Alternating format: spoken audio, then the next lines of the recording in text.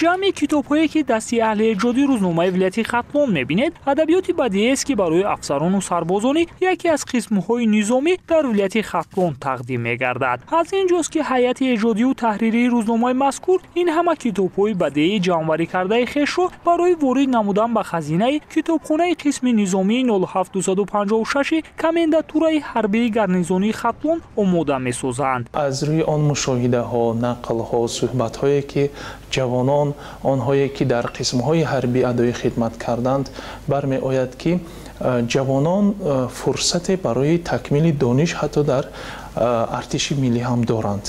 یعنی در فرصت‌های تنفس، در فرصت‌های بیرون از خدمت آنها مایل هستند، شوقمند هستند که ادبیات مطالعه کنند، مطبوعات دوری مطالعه کنند و همین ایده از اون سر زد که ما با جمع همکاران یک مقدار کتاب حدوداً 1000 نسخه کتاب و مطبوعات دوری را جمع آوردیم. از اون جمله از کتاب‌هایی که خود اداره روزنامه ختلون به نشر رسانده است: افتخار وطنداری، بیرونی و تخت سنگین مایه افتخار تاجیکان و یک سلسله کتاب‌های تاریخی، کتاب‌های بدیعی از ادبیات کلاسیکی، تاجیک ادبیات معاصر، تاجیک ادبیات جهانی گرد آوردیم و آن را امروز به یکی از قسم‌های حربی که یکی از کارمندان ما در اونجا خدمت کرده بود تقدیم می‌کنیم.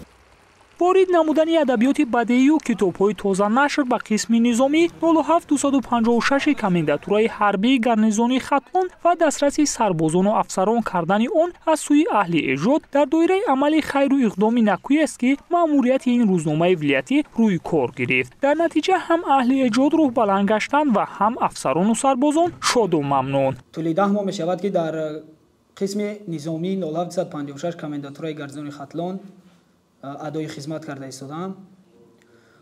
ما خوشحالیم که در چنین شرایطی معاصر، چنین شرایطی خوب خدمت وطن مادر کرده ایستادیم. در این قسم نظامی کتابخانه هست که ما در آنجا یعنی که علم هایی که آموختیم باز سایقل داده ایستادیم که فراموش نشوند، کتاب میخونیم.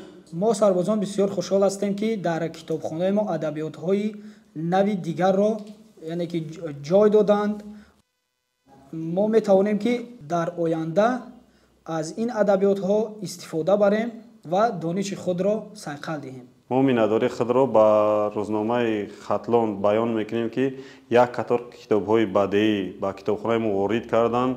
امیدواریم که با همین خیل اقدام ها بیشتر زیادتر میگردد. اگر همین خیل ادبیات های نو و نو وارد کنند با قسم عربی با کتابخانه ما کوشش میکنیم که سربازای ما رفته در آزمون جمهوری فروغ صبح دانایی کتاب است رفته اشتراک کنند، سزاوار جای نمایان گردند. از هم مهم مطالعه را بیشتر کنند، نطق برو داشته باشند، بعد از ادای خدمت رفته با اختصاص خود فعالیت کنند. فکر میکنم که امروز جوانانی که در صف ارتش ملی خدمت میکنند اینها پیش و بیش از همه باید در مطالعه باشند، چون که جهانبینی وسیع داشتند، حسی بلند افتخار وطنداری داشتند، تربیت خوبی حربی وطن پرستی گرفتن آنها برای تشکل یافتن آنها همچون یک جوانی با غیرت، جوانی صاحب وطن، وطندار، جوانی که با همه صداقت و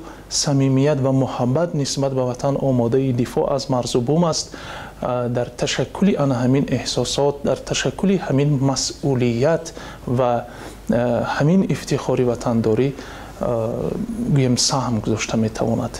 در واقع توجه ظاهر کردن و اعلان آزمون‌های گوناگون از سوی سرور دولت نه تنها شرایط اکثر کتابخانه‌ها را در شهر و نواحی ولایت بهتر کرد، بلکه قسم زیادی تشکیلات اداره و قسم‌های نظامی را هم صاحب کتابخانه و ادبیات ضروری گردانید. یک سال در قسم حربی 0756 ادای خدمت کردیم. وقتی که خدمت را با سر بلند ادا کردیم، به نزد خویش و اقربای و دوستان همکاران دوباره برگشتیم به همون کار و به همون فعالیت پیشینه. رهبریت روزنامه ختلون با ما سوال کردند که در قسم‌های حربی شما که خدمت کردید چه شرایط‌ها رو مهیا کردن خوبتر است. ما گفتیم که اگر که در قسم‌های حربی ادب‌های تازه نشر رو تقدیم کنیم بسیار چیز خوب است، برای که اکثریت سربازانی که این روزها به صف ارتش می‌پیوندند این ختم کرده‌های دانشگاهی عالی هستند ва бештари вақт онҳо мехоҳанд ки китобҳои бадеӣ мутолиа кунанд. ман худ ки ана ҳамин қисми ҳарбиро хатм кардам, бо ташаббуси рӯзнома ба қисми ҳарбӣ адаботҳои гуногуни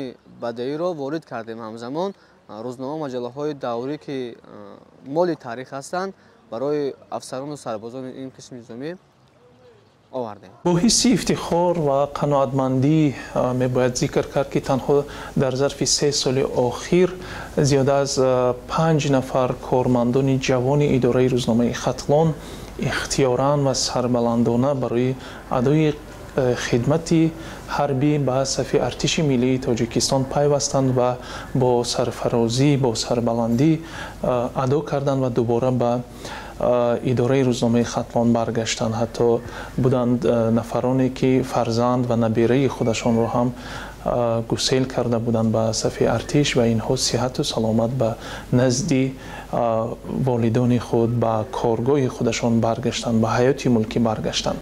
умед аст пас аз соҳиби китобҳои зиёди бадеӣ гаштан, афсарону сарбозони ин қисми низомӣ ҳам мутолиаи асару достонро аз китобҳои бадеӣ ворид гашта бештар карда довталаби озмунҳои гуногун мегарданд. ҳасани назар, як сарбози қисми ҳарбии воқеъ дар ноҳияи Данғара, мисоли рӯшани он аст ки вай дар озмуни ҷумҳуривии тоҷикон оинаи таърихи миллат соҳиби шоҳҷоиза гардид.